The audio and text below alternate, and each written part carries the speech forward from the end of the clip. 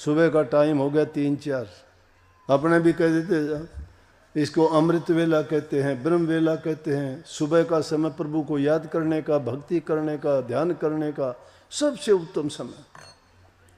सारा सब कुछ सोया रहता है, शांत वातावरण होता है। कोई दिन की आदमी, साधु लोग, तप करने वाले, नाम जपने वाले, भक्ति करने वाले, प्रभु की याद करने वाले सबसे उत्तम समय मानते हैं उसको। उस समय में कि दिमाग में, मन में ज़्यादा हलचल नहीं होती। उस ब्रह्म मुहूर्त के समय में उठ के, उस अमृत वेला में उठ के कोई प्रभु को याद करता है तो 1 घंटे का फायदा 10 घंटों के बराबर मिलता है। चाहे कुछ भी ना करेगा ना, कुछ भी ना करे, उस समय में उठ के स्नान करके नहा धो के अगर आदमी वैसे ही चिंतन करता है, बैठता है, तो भी उसको बहुत लाभ मिलता है। नाम को जपने का सबसे उत्तम समय, ध्यान करने का सबसे उत्तम समय है वो। आप अपना अनुभव खुद करके देखो, उस रास्ते पे चलो। मैं कहता हूं जब उस पर सच्चाई के साथ चलोगे तो कुछ ही दिन में तुम्हें ये अनुभव भी हो जाएगा, हृदय तुम्हारा पवित्र हो जाएगा। एक बार जो अच्छा करने की आदत डाल ली, कभी किसी का बुरा नहीं कर पाओगे। लेकिन अगर तुमने बुरा करने की आदत डाल ली तो कभी अच्छा भी नहीं कर पाओगे, क्योंकि बुरा करने वाले को बुरा बोध नहीं रहता, फिर बुरा बोध नहीं रहता उसको। और अच्छा करने वाले को बुराई वो कर ही नहीं सकता। इसलिए भाई धर्म नाम इसी का है, किसी चीज के बंधन के नहीं कि हम राधा स्वामी हो गए, हम बुद्ध हो गए, हम जैन हो गए, हम सिख ईसाई हो गए। तुम कुछ भी हो गए, लेकिन इंसानियत से बढ़ के कोई धर्म नहीं है। पहले इंसान बनो, और इंसान में ये गुण होने चाहिए। हमें ज्ञान है, समझ है, हर जीव के प्रति दया भाव होना चाहिए।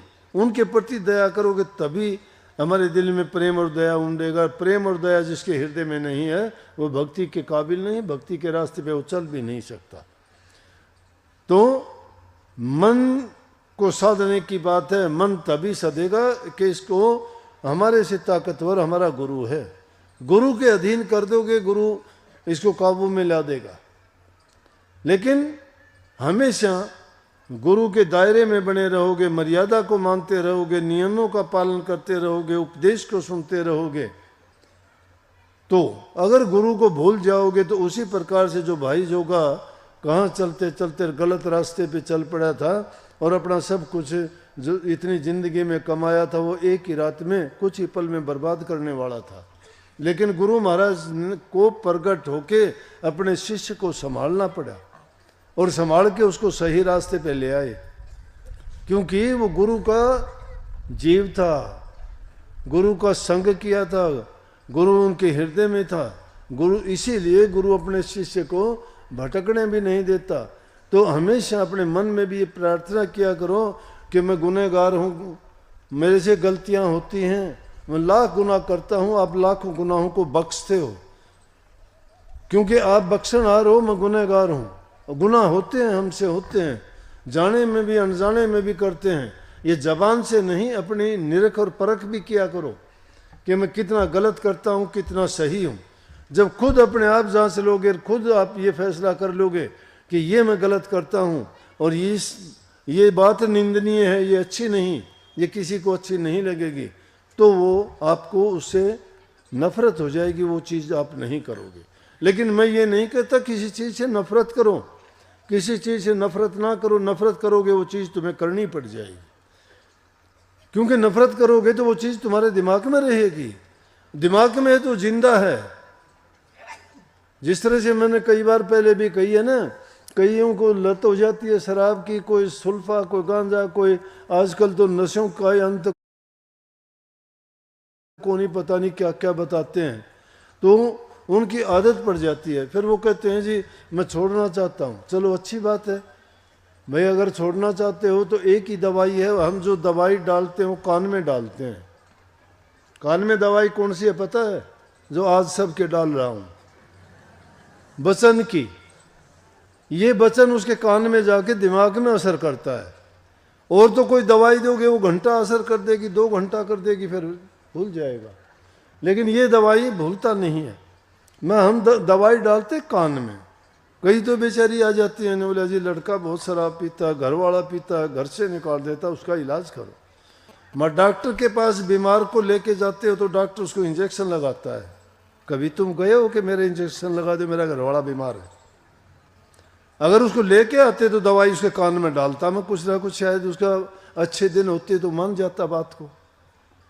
इसलिए फिर वो काफ़ी छोड़ भी देते हैं, और काफ़ी क्या कहते हैं, नोरा जी छोड़ भी देता हूँ 2-2, 3-3 महीने, लेकिन वो फिर कभी ना कभी आदत। तो मैं बोला कि भाई ये बात क्यों होती है पता है? तुम उसको याद रखते हो, जिंदा रखते हो, कभी मरने नहीं दिया उसको। छोड़ने के बाद भी आपको याद रही कि छोटे मुझे 2 महीने हो गए, मुझे 3 हो गए, मुझे 4 हो गए, इतनी तारीख को छोड़ दी थी। दोनों चीज़ें विद्वान ने, उसके अंदर अहंकार भी है कि मैंने छोड़ दी, और वो दिन भी याद है, उसको भूलता ही नहीं है, याद रखता है। जिस तरह तुम जन्मदिन को याद रखते हो कि मेरा जन्मदिन उस दिन आएगा, और जन्मदिन की तरह से उस दिन को मानते हैं। बताओ कैसे भूलोगे? तुम जन्मदिन भूलो तो वो शराब भी उसको भूले। तो इसलिए वो कभी मरने नहीं देते, उसको जिंदा रखते हैं हमेशा। तो फिर कभी ना कभी जिंदा होगा वो, तो फिर उठ जाएगा। थोड़े दिन के लिए सोता है फिर उठ जाता है। इसलिए कभी भी किसी चीज़ के प्रति नफरत ना करो, अच्छा करके भी भूल जाया करो, क्योंकि आपने अच्छा किया है उसका भी अहम नहीं होना चाहिए मैंने कर दिया ना, वो भी मालिक पे छोड़ा करो कि मालिक की मौज थी, जो हो गया किसी के लिए अच्छा हो गया, अच्छी बात है। लेकिन मन में ये संकल्प लो कि किसी का बुरा नहीं करेंगे। जो इंसान किसी का बुरा नहीं करता है, आजकल तो वैसे तो अगर कहूँ तो सारी की सारी बातें बिगाड़ दी हमारे खान पान ने। हर आदमी धोखा करता है, चाहे वो सब्जी बेचने वाला है, चाहे किसान अनाज पैदा करने वाला है, चाहे कोई दूध बेचने वाला है, चाहे कोई पानी बेचने वाला भी धोखा करता है। पानी बेचने वाला भी, पानी भी विषाक्त जहरीला है। पानी भी आरओ का नाम लेके नहर का पानी डाल ले जाते हैं। हो गया कि नहीं? धोखा होया कि नहीं? इससे अच्छा तो कह दे नहर का है भाई, तू छान छून के पी लिए, वो अच्छी बात है। तो अब जब इतनी चीज़ों में भी हम धोखा करते हैं, दूध में पानी मिला देते हैं। मेरे भाई दूध पानी वो अपने आप न मिला लेगा पानी, तो 4 पैसे फालतू मांग लो उससे, वो दे देगा बेचारा। पानी मिला के क्यों उसको तुम ठगते हो? पानी की भी अजीब बात है। तो ऐसी ऐसी चीज़ों में भी जब करते हैं तो कहाँ किस चीज़ को हम अच्छा मानेंगे, किस प्रकार से सुधार होगा? तो ये बात छोटी छोटी लगती हैं, लेकिन ये नहीं पता लगता हम कितना बड़ा पाप कर जाते हैं। उन चीज़ों से कई बार तो इतना नुकसान हो जाता है कि पूछो ना, आदमी अपने आप को कोसता है कि फिर मैंने गलत किया, और उसके खुद के साथ ही हो जाता है। मिलावट की चीज़ तो क्या पता किसको क्या कर देगी।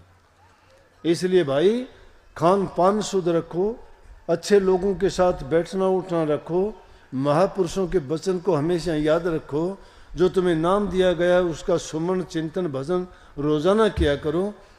और हमेशा सतगुरु से, परमात्मा तो देखा नहीं ना, कभी नहीं देखा ना, सतगुरु देखा है।